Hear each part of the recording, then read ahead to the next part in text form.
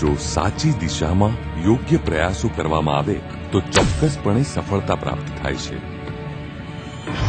એ રાજ્ય કે 2001 સુધી જેની ગણના થતી હતી પાણી વિહોણા રાજ્ય તરીકે, આજે એ રાજ્ય ધરાવે છે વિશ્વનું સૌથી વિશાળ નહેર તંત્ર. જેના ખેતરોમાં ઉડતી હતી ધૂળની ડમરીઓ, આજે રાજ્યના ખેતરો લહેરાય છે હરિયાળા પાકથી. જેના ખેડૂતો લેતા હતા માંડ 1 કે 2 પાક, આજે રાજ્યનો કિસાન લણી રહ્યો છે 3 પાક. એ રાજ્ય જેની કૃષિ ક્ષેત્રે કોઈ નોંધ પણ નહોતી લેવાતી, આજે એ રાજ્ય છડી પુકારી રહ્યું છે દ્વિતીય હરિયાળી ક્રાંતિનું. હા, એ છે ગુજરાત, સુખ, સમૃદ્ધિ અને હરિયાળીની ભૂમિ.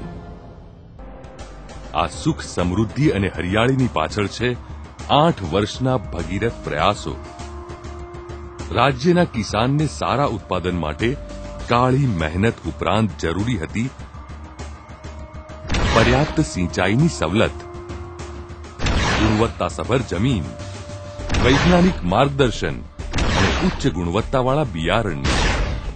ખેડૂતોની આ જરૂરિયાતોને પૂરી કરવા માટે રાજ્ય સરકારે દેશમાં પ્રથમ વખત હાથ ધર્યો એક નવીન અને ક્રાંતિકારી મહોત્સવ, કૃષિ મહોત્સવ.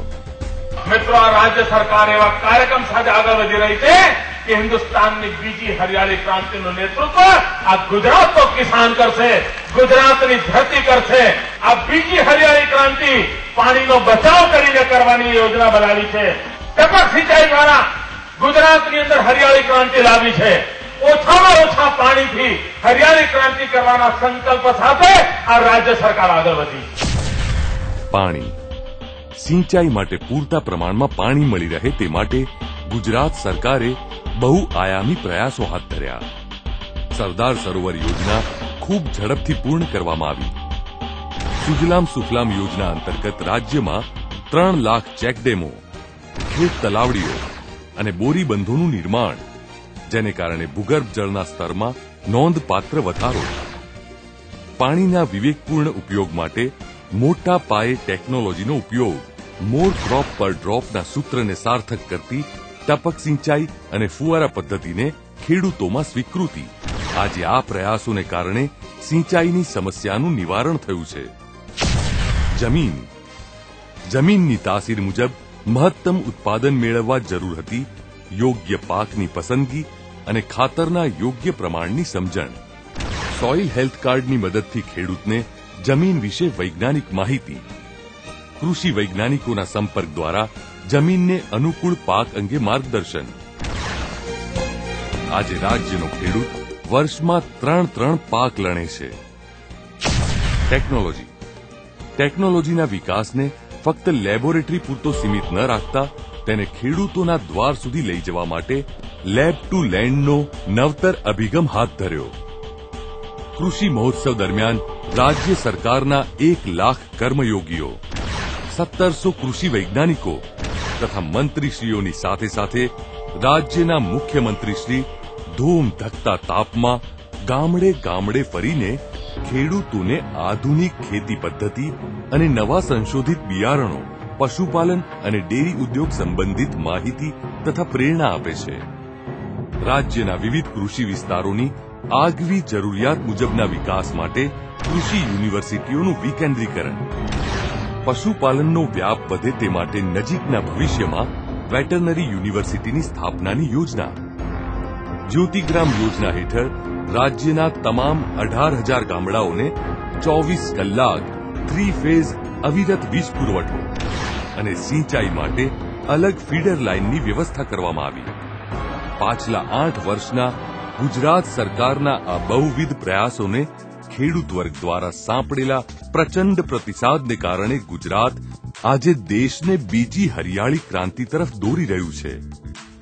2002માં ગુજરાતનું કપાસનું ઉત્પાદન 30 લાખ ગાંસડીઓનું હતું, જે બીટી કોટનના વપરાશને કારણે વધીને 2008માં 110 લાખ ગાંસડીઓનું થયું.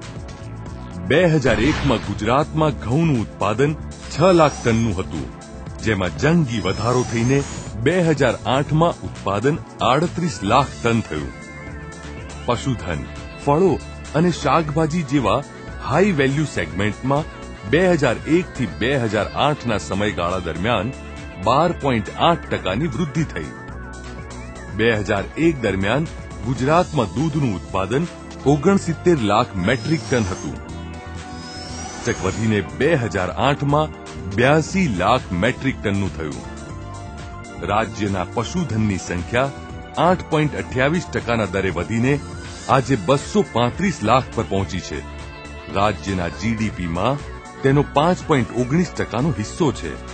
બાગાયત વાવેતર વિસ્તાર 2001માં 7 લાખ હેક્ટર હતો, જે વધીને 2008માં 12.6 લાખ હેક્ટર થયો. બાગાયત ક્ષેત્રે 2001માં ઉત્પાદન 52 લાખ મેટ્રિક ટન હતું, જે 2008માં 3 ગણું વધીને 146 લાખ મેટ્રિક ટન નોંધાયું. 2001માં ગુજરાતની કૃષિ આવક ₹14,000 કરોડ હતી, જે 2008માં વધીને ₹48,000 કરોડની થઈ. ખેડૂતોની આવક પાછલા 5 વર્ષમાં બમણી થઈ ગઈ છે. સૌથી નોંધપાત્ર વાત એ છે કે 2001 થી 2008 દરમિયાન ગુજરાતનો કૃષિ વિકાસ દર 9.6% હતો, જે દેશના કૃષિ વિકાસ દર કરતા અંદાજે 3 ગણો વધુ છે. આ આંકડા ભારત સરકારના નથી, પરંતુ અમેરિકાની વિશ્વ વિખ્યાત સંસ્થા international food policy research institute દ્વારા વિશ્વ સ્તરે પ્રસિદ્ધ કરવામાં આવ્યા છે. એક સમયના કૃષિ ક્ષેત્રે અગ્રેસર પંજાબ અને હરિયાણા જેવા રાજ્યોને આજે ગુજરાતે માત કર્યું છે. ગુજરાતની આ સિદ્ધિ અન્ય રાજ્યો માટે દીવાદાંડી સમાન છે. આ બધી જ સિદ્ધિઓ અંગુલી નિર્દેશ કરે છે કે અત્યાર સુધીના રાજ્ય સરકારના પ્રયાસો સાચી દિશામાં છે. સરકારનું માનવું છે કે કૃષિ ક્ષેત્રે ગુજરાત આનાથી પણ મોટી ક્રાંતિ લાવી શકે તેમ છે. જરૂર છે ફક્ત રાજ્યના તમામ ખેડૂત મિત્રોના સાથ અને સહકારની. ગુજરાતનો કિસાન ખુશ છે, ગુજરાતનો કિસાન સમૃદ્ધ છે, અને ગુજરાતનો આ કિસાન આજે વિશ્વાસની સાથે આગળ ધપી રહ્યો છે એક પ્રગતિશીલ ગુજરાત માટે, એક નવી હરિયાળી ક્રાંતિ માટે. હા, એ છે ગુજરાત, સુખ, સમૃદ્ધિ અને હરિયાળીની ભૂમિ.